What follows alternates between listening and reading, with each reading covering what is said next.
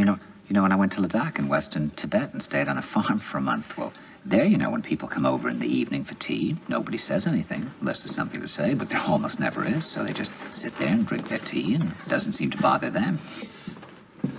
I mean, you see, the trouble, Wally, with always being active and doing things is that I think it's quite possible to do all sorts of things and at the same time be completely dead inside. I mean, you're doing all these things, but are you doing them because you really feel an impulse to do them? Or are you doing them mechanically, as we were saying before? Because I really do believe that if you're just living mechanically, then you have to change your life. When you're young, you go out on dates all the time, you go dancing or something, you're floating free, and then one day, suddenly, you find yourself in a relationship, and suddenly everything freezes. And this can be true in your work as well. And I mean, of course, if you're really alive inside, then of course there's no problem.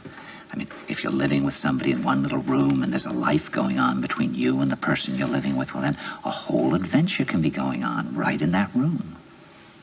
But there's always the danger that things can go dead. Then I really do think you have to kind of become a hobo or something, like Kerouac, and go out on the road. I really believe that. It's not that wonderful to spend your life on the road. And my own overwhelming preference is to stay in that room if you can. If you live with somebody for a long time, people are constantly saying, well, of course it's not as great as it used to be, but that's only natural. The first blush of a romance goes, and that's the way it has to be. Now, I totally disagree with that. But I do think that you have to constantly ask yourself the question with total frankness. Is your marriage still a marriage? Is the sacramental element there?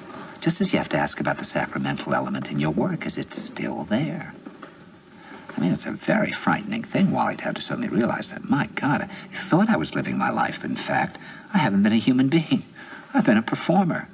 I haven't been living, I've been acting. I've acted the role of the father. I've acted the role of the husband. I've acted the role of the friend. I've acted the role of the writer or director, what have you. I've lived in the same room with this person, but I haven't really seen them. I haven't really heard them. I haven't really been with them.